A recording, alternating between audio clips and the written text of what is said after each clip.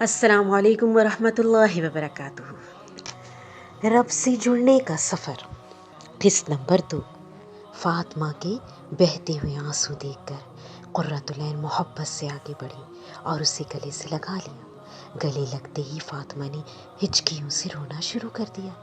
قرۃ العین ہلکی سی مسکراہٹ کے ساتھ اسے گلے لگائے کتنی ہی دیر تک خاموشی سے اس کی کمر کو سہلاتی رہی۔ قرۃ العین بھی اسی رستے سے گزر کر جو آئی تھی، وہ سمجھ سکتی تھی کہ فاطمہ کس کرب سے گزر رہی ہے۔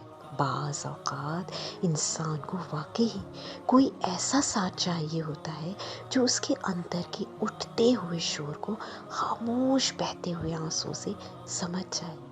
ایسا ساتھ جسے میسر ہو وہ بہت خوش قسمت انسان ہے۔ قرۃ العین جانتی تھی کہ فاطمہ کو وقت چاہیے، اس لیے وہ خاموش رہی، یہاں تک کہ فاطمہ نے روتے ہوئے پوچھا، قرۃ، کیا اللہ سبحانہ و تعالیٰ مجھے معاف کر دیں گے؟ میں نے اتنے بڑے بڑے گناہ کیے ہیں، میں نے اپنی ساری زندگی اس کی نافرمانی میں گزار دی ہے، مجھے اپنا کوئی ایسا نیکی کا کام یاد نہیں جس کی قبولیت کا مجھے یقین ہو، وہ کیسے معاف کریں گے مجھے؟ فاطمہ کے لہجے کی ندامت دیکھ کر قرۃ العین نے اسے خود سے جدا کیا اور اس کا روتا ہوا گلابی چہرہ اپنے دونوں ہاتھوں میں تھامتے ہوئے کہنے لگی، اللہ سبحانہ و تعالیٰ کیسے معاف نہیں کریں گے چندہ، وہ بہت غفور الرحیم ہے، ارحم الراحمین۔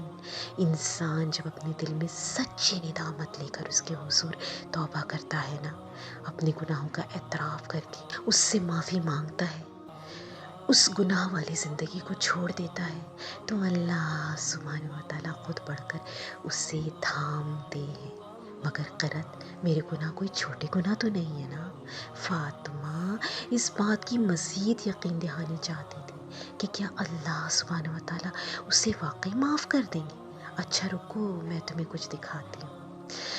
قرۃ العین جانتی تھی کہ فاطمہ کو کیسے یقین دلایا جا سکتا ہے۔ وہ اٹھ کر اپنی الماری کی طرف گئی اور اس میں سے اپنا قرآن نکالنے لگی۔ وہ سفید، نفیس اور خوبصورت جلد والا قرآن تھا، جس کو دیکھ کر ہی محسوس ہو رہا تھا کہ اس کی بہت محبت سے حفاظت کی گئی ہے۔ فاطمہ ٹکٹکی باندھے اس قرآن کو دیکھے جا رہی تھی۔ وہ یاد کرنے کی ایک ناکام کوشش کرنے لگی کہ اس نے آخری بار قرآن کب پڑھا تھا۔ فاطمہ، تم مجھ سے پوچھ رہی تھی نا کہ مجھے کیسے یہ کتاب میرے سوالوں کے جواب دیتی ہے؟ یہ دیکھو۔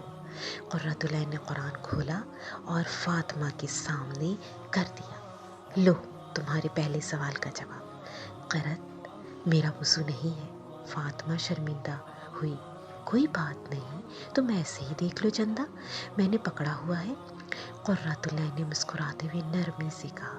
فاطمہ نے بہت سے دیندار لوگ دیکھے تھے، وہ ہمیشہ ان کے بارے میں ایک بدگمانی کا شکار رہی تھی کہ یہ لوگ بس خود کو ہی بڑا نیک سمجھتے ہیں، مگر آج اسے ایسے محسوس ہو رہا تھا کہ اس کا یہ گمان درست نہیں تھا۔ سب لوگ ایک جیسے نہیں ہوتے، یہ تو اس کی اپنی دین سے دوری کی ندامت تھی، جس کی وجہ سے وہ دیندار لوگوں کا سامنا کرنے سے کتراتی تھی۔ واقعی کچھ باتوں کو سمجھنے کے لیے وقت درکار ہوتا ہے۔ کچھ حقیقتیں وقت سے پہلے آشکار ہو جائیں تو شاید اپنی قیمت کھو دیں۔ کچھ جذبات کی حقیقت بھی ایسی ہی ہوتی ہے، ان کی اصلیت ایک وقت کے بعد پتہ چلتی ہے۔ وہ اب بھی بہت شدید شرمندہ سی تھی۔ تو کیا واقعی مجھے بھی جواب دیں گے؟ یہ کتاب مجھے جواب دے گی؟ کیا میں واقعی اس لائق ہوں؟ فاطمہ انہی سوچوں میں گم تھی کہ اس کی نظریں قرآن پاک کے کھلے صفحے پر جا کر ٹھٹک گئی۔ فاطمہ ایک امیر گھرانے سے تعلق رکھتی تھی، ایسا گھرانہ جہاں بس ظاہری اور رسمی اسلام تھا کہ دل کیا تو کوئی نماز روزہ کر لیا، دل کیا تو چھوڑ دیا، کوئی فوت ہوئی تو 2-3 دن قرآن پڑھا اور پھر بند کر کے ریشمی غلافوں میں اونچی شیلف پر رکھ دیا جاتا۔ کوئی فضیلت والے ایام آتے تو ادھر ادھر سے جو کوئی بتاتا، کوئی وظائف یا نوافل وہ اہتمام سے پڑھے جاتے، یہ جانے بغیر کہ اسلام میں ان کی کوئی حقیقت بھی ہے یا نہیں۔ ان کی فیملی چھوٹی سی تھی، 2 بھائی تھے، ان میں سے بڑا بھائی حیدر ڈاکٹر تھا اور ملک کے مشہور و معروف ہاسپٹل میں سرجن تھا، جبکہ دوسرا بھائی سیف ٹین ایج سے ہی تھا، بے راہ روی کا شکار ہو گیا تھا۔ والد نے ملک کی بہترین اور مہنگی یونیورسٹی میں اس کا داخلہ کروایا، مگر صاحبزادے وہاں پڑھائی کے علاوہ باقی ہر کام کرتے جاتے تھے۔ فاطمہ ان دونوں بھائیوں سے چھوٹی تھی، جو کہ یونیورسٹی میں BS کی اسٹوڈنٹ تھی۔ پڑھائی میں اچھی تھی، مگر ہر ایک کے ساتھ جلدی کھلتی ملتی نہ تھی۔ جو اس کے ٹیسٹ کا ہوتا، اس کے معیار کا ہوتا، اس کے ساتھ اس کی فوراً بچ جاتی تھی۔ قرۃ العین اور فاطمہ دونوں کلاس فیلوز تھیں، جبکہ قرۃ العین ایک ایسے خاندان سے تعلق رکھتی تھی جہاں دن رات ایک کر کے محنت کی کمائی سے بچوں کو پڑھایا لکھایا جاتا تھا۔ وہ بہت محنتی لڑکی تھی۔ اس نے FSC کے بعد قرآن سیکھنے میں 2 سال لگائے اور مدرسے سے فارغ ہونے کے بعد یونیورسٹی میں ایڈمیشن لیا تھا۔